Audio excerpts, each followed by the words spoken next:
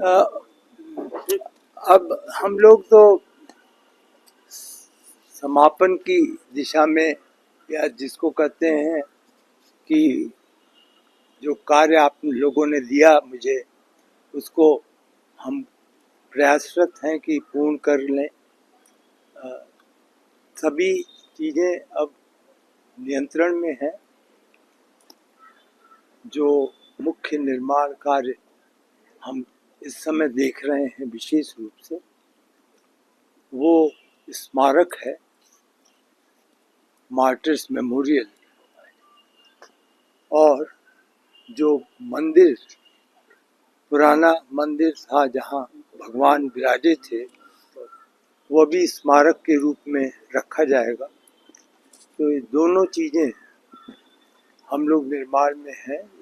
पूरी आशा है कि मार्च 31 या 31 अप्रैल तक ये पूर्ण हो जाएगा। तो इस प्रकार अब निर्माण समिति के समक्ष चुनौती तो केवल संग्रहालय की मुख्य रूप से होगी। संग्रहालय की समीक्षा की जानी है, यद्यपि उसकी जानकारी प्रतिदिन मिलती है मुझे। वर्तमान में संग्रहालय में जो 20 गैलरी हैं, उसमें क्या कंटेंट जाएगा, उसका स्क्रिप्ट लिखा जा रहा है।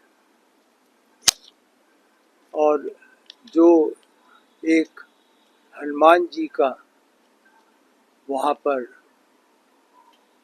अलग से गैलरी है, IIT चेन्नई जो निर्माण कर रहे हैं, वह लगभग 30 सितंबर को पूर्ण हो जाएगा।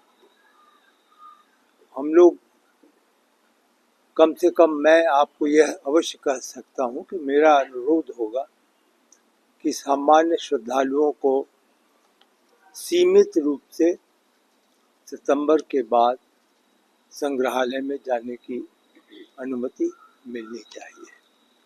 आपका स्वाभाविक प्रश्न होगा कि मंदिर में जो सभी निर्माण कार्य हैं, तो श्रद्धालु वहाँ पर कब जाएंगे।